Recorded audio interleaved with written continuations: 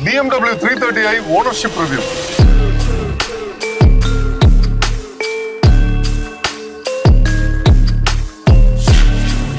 For the past 3 years, I am owning this car, and in this video, I want to share the ownership experience of this car.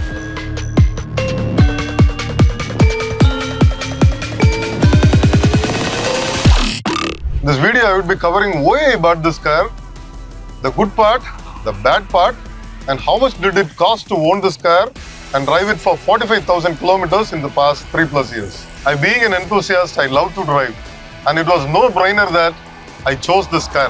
This is not the first time I am buying a BMW 3 Series. I was already owning two BMW 3 Series. The first one was in 2015, I owned a 320d, and then next was the F30 330i, and I owned it for 5 years. And when I want to change my car, absolutely there was no other car which could match this car, and it was no brainer that I chose this car.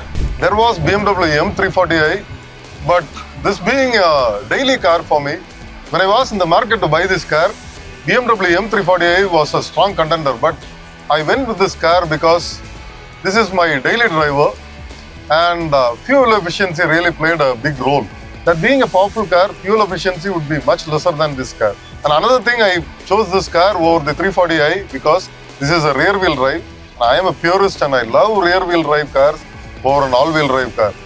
Even though that is very powerful and fun to drive too, I really love the rear-wheel drive cars. Unfortunately, this car is not available in production now, and it can be bought only in the used car market. What we get now new is the longer wheelbase version of this car, and that is 330li. And this is much more fun to drive than the longer wheelbase version. If any enthusiasts want to buy this in the used car market, this is a perfect delight for anyone who loves to drive. Now let's see the good part of this car. The past 10 years, what kept me buying three BMW 3 Series is its power and handling. Compared to the previous gen F30 3 Series, the G20 3 Series has improved a lot in handling department. Especially they have changed a lot in the suspension setup, and the steering feel has become so nice, and it has become very accurate as well. I used to own the previous gen 330i as well.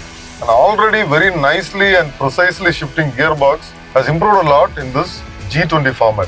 50 Newton meters of torque increase was there in G20 330i, and that was appropriately used, and gear shifting was made precise, and when you want to drive sedately, it upshifts much earlier than the previous gen 330i, and it gives a very nice fuel efficiency, and the gear shift is also seamless. The most fun part is when you want to drive spirited, it doesn't hesitate to drop 3 gears or 4 gears and pull like a rocket from there. And when we have to talk about the handling of this car, it is a corner craving machine, and you can drive just with pressing the accelerator without taking the foot off the accelerator when you hit a corner. It is such a nice corner craving machine. There are 4 driving modes in this car: Eco Pro, Comfort, Sport and Sport Plus. I mostly drove in the comfort mode, and that was mostly sufficient for my driving style in the city or on the highway. And when you want to drive spirited, really drive it in the Sports Plus mode, and it's really addictive. Now I'm shifting to the Sports Plus mode, and I want to show you how fun it's to drive and how nice it sounds. Even my cameraman, who was sitting uncomfortably to shoot me, has buckled up now. So we are starting to move in Sports Plus mode.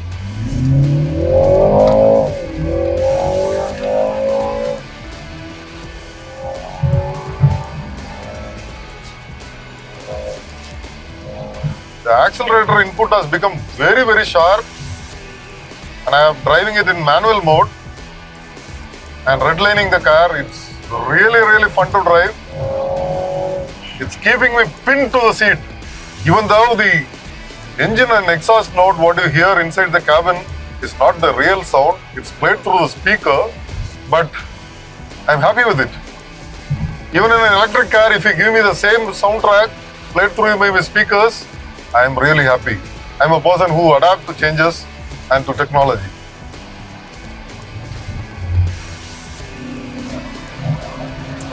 And on a whole, this car is really fun to drive. It's comfortable to sit. Even on long drives, it's not at all tiring for me. All this 45,000 kilometers, I have really enjoyed this car. And touch wood, there was no problems at all apart from the regular maintenance.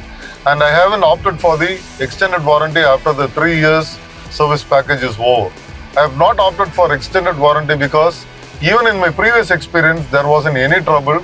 And what I hear from other 3 Series owners is, for 7 years or at least until it runs 70 to 80,000 kilometers, there isn't any major problem with this car apart from its regular maintenance. When I talk about handling of this car, I remember a car which I used to own years back, and that's a car which is much cheaper than this car, and the name of that car is All New Fiesta or the Global Fiesta. Such an amazing car. I still miss this car when it comes to the terms of handling. I don't have much complaints about this car. The biggest problem I had with this car is the ultra low profile tires, and which was prone to damage. I had to replace few tires and it was quite expensive to change them. And another one bad part of this car is it has a very shallow boot space. There's no much depth because they have used the space to fit in the spare wheel. How much did it cost to own this car? For a car of this segment, it was not much. Touch wood, there was no problems at all apart from few tire replacements which was needed. I have driven this car approximately 45,000 kilometers, and the average fuel efficiency what I have got is around 10 kilometers per liter. In the city, I get somewhere between 7 and 8, and on the highway, if I am lighter with the accelerator pedal, then I get somewhere between 13 to 14. And if I am little heavy on the accelerator pedal, then I get somewhere around 11 to 12. So even in the driving information, you could see it has given me around 10.5 or something like that. The next is how much did it cost for the regular maintenance of this car. I had bought the service inclusive package from BMW and it costed me around 1 lakh rupee, and it covered me for 40,000 kilometers in the last 3 years. In that 4 oil services were done, 2 rear brake pads were replaced, and front brake pads lasted almost 40,000 kilometers and it was replaced only 1 time. So everything was covered for me in 1 lakh rupee. Tires actually costed me quite a bit. There was a one-time regular replacement of all 4 tires, and apart from that, because of cuts and damages, I had to replace almost 3 tires prematurely. On an average, each tire cost you 30,000 rupees plus. So you could calculate how much I would have spent for tires. And apart from this, for the past 3 years, insurance costed me on an average of 1 lakh rupee per year, and I have bought insurance for the past 3 years. And apart from this, there is a hidden cost which is included, which is the depreciation value of this car. I would have at least lost 35% of the car value from what I bought. Hope you people enjoyed this video, and I believe it would be useful for anyone who wish to buy a 330i in the used car market.